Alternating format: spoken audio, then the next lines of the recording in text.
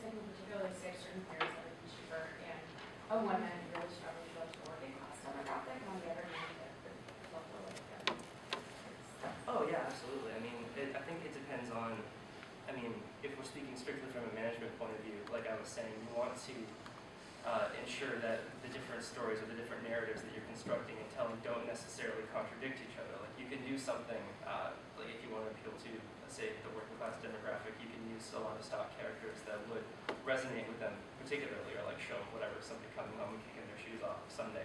Whereas you would want to, again, target your media and use a different sort of spin either, I guess, online, if we're going to be stereotypical here. If you want to talk to somebody who thinks that a particular kind of beer, for example, PBR happens to be in at the moment, is you want to speak to them about how that resonates with them and how any, you know, there is also some overlap there as well, which I'm kind of excluding there because it's coming to me as we're talking about. You can get the values of the company across though in two different things. You could also link those up probably through people's just love of cheatiness, or the you could say taste. I don't really know if that applies to PBR, but you could also talk about community, which is a very big thing that I think is part of that brand identity now. And it just depends on who you talk to and how you actually tell that story, and make sure that you're talking to your right consumer group and making sure that the values that you're exemplifying are the ones that they hold.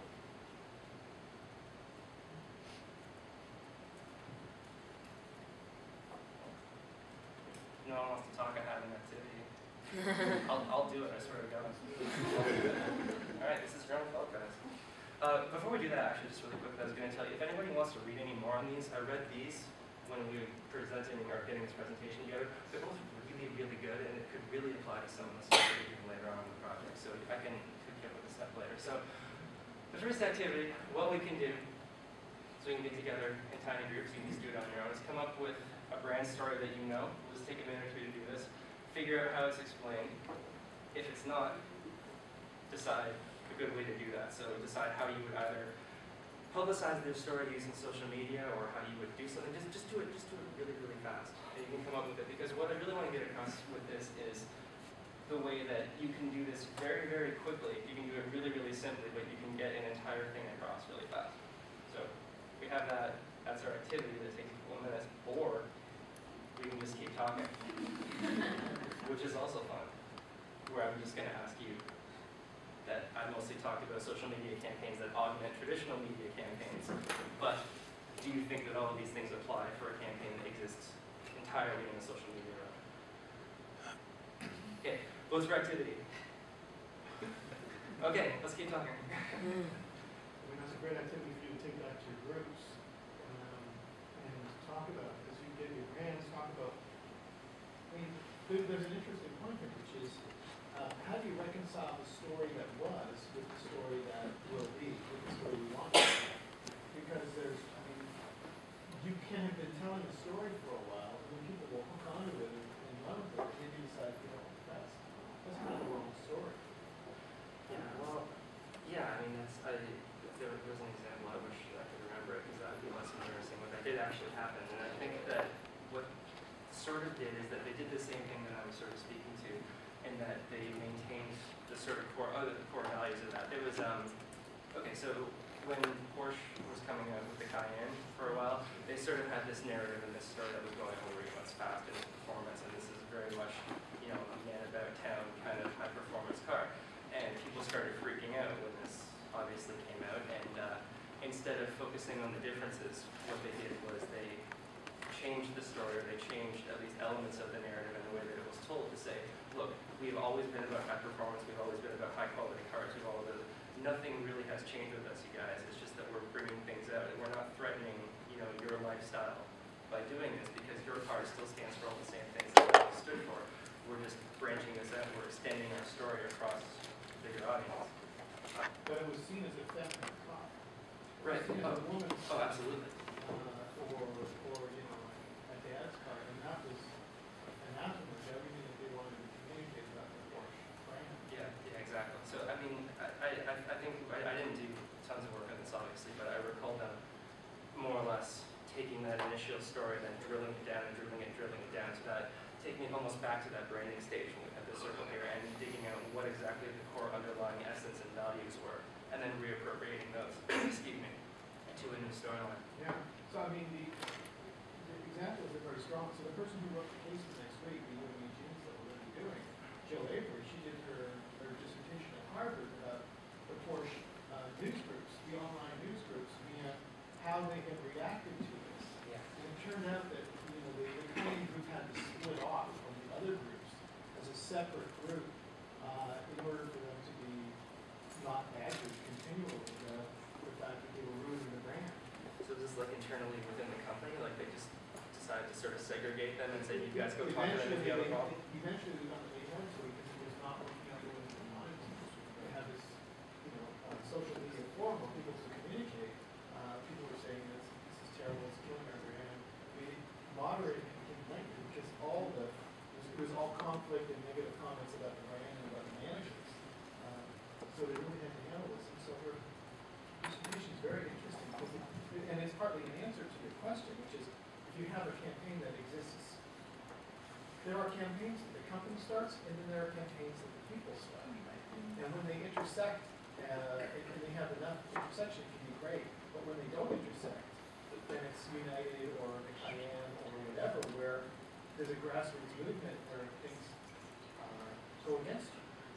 Yeah, the one thing that I didn't find through this particular batch of research through storytelling is how you can craft a believable apology story and how you can actually go and actually win people back. It seems that the jury seems to be out on that a little bit more and what actually works, because it's easy enough to say, you know, to analyze things after they've happened and come up with generalized rules to not go and do the exact same thing. But in terms of, you know, actually trying to change somebody's mind after they've already made it up, you have to have a really, really powerful story. Yeah. Chris, so after the Tiger Woods scandal broke up, or one of the many scandals that broke up, so a lot of brands dropped him, like Accenture dropped him. I think Cadwell decided not to show his ads for some time. Nike, on the other hand, they supported him and they even came up with another ad for him. What type of story do you think that Nike is selling this? Because for me, it sounds like you can do anything, you can be a douchebag, but as long as you win, it's all good. I think something that Nike did that was really smart is I remember the first ad that he was in after this took place, and it was essentially just Tim sort of, if I remember correctly, walking in slow motion, and there's lots of people talking about things like overcoming things and about, you know, how sometimes you have issues but you need to push forward and do those. And I think actually, interestingly enough, the reason that kind of worked, or I mean in some people's opinion didn't work, is that what it did is it took those values and that story that Nike had always been trying to do, which is that idea of pushing yourself and overcoming, and translated it to a different level. So this story became more about Tiger Woods overcoming his personal demons rather than sending some pretty awful text messages to people. And they managed to sort of dictate that and then use that to tie that back into their brand.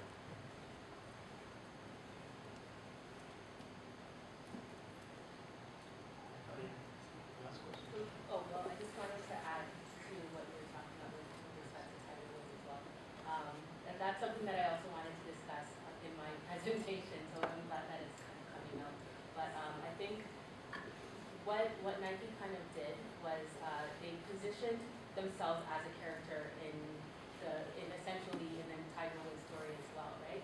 So we have like the one version where we have that original commercial. We have the other version where we have the commercial with the voiceover of his father, for example, where Nike essentially becomes Tiger Woods' father and asks for accountability and is forgiving, but still, you know, a little bit challenging to kind of hold himself like that too, right? So there's so many different ways that Nike really kind of took advantage, in a sense, of the Tiger Woods scandal, but whether it's actually worked out in their favor or not. You know, it's so interesting because you talk about apologies and stories, but good stories, like in Toronto, are built around conflict. And if you don't have conflict and people knocking you down, in a way you're at a disadvantage in the longer run because there's no source of interest in the story. Like United against Dave Carroll, United starts off as the bad guy, but through the case analysis, one of my goals was to tell you that United wasn't, Dave Carroll had his own interests, and if he really was interested in what he said he was, he would have settled with them at some point. He hasn't. He's built a career around it. And so the wonderful thing about this is once you start to take it seriously, it becomes just as Christine was saying, it becomes a human drama that unfolds. And, you know, Michael Jackson and Pepsi, Pepsi dropping Michael Jackson after the charges. And, you know, how corporations and the people of corporations react to the changes in the stories around people, as you mentioned, but also around their brand. It's such a rich terrain for us once we start to live. I mean, no one talked about brands this way 5-6 years ago. This is brand new. But now social media is bringing it up. This is absolutely a necessary way that we talk about it. So, I tweeted about this and said that, what your presentation suggests is that good stories seed related good stories and more stories. And to me, it kind of relates to this, it's that landscaping metaphor that I use, or communiscaping, but it's really storyscaping. There's no metaphor. Which is that you're pruning, you're seeding stories, you're pruning out ones that you like, you're reacting to others, you're cultivating here, there you're weeding, you're constantly looking at what's going on there. It moves to more of this agricultural metaphor than a broadcast, like a podium stage metaphor. The stories are something that you grow and you cultivate and you work with. Like a garden, you always work with the garden. You don't force the garden to do what you want the garden to do. It's like bonsai trees. Right? You're shaping it and moving it. Over time, you get something very precious, but it takes a lot of patience and all that. And always working with nature. That's the kind of metaphor you end up. Lots of great ideas. Thank you very much. Oh, sir, just really quickly, there is a blog set up that details all this stuff. There's some expanded slides and some supplementary videos and junk. It's all on the Facebook page. You can all check it out there. So, there we go.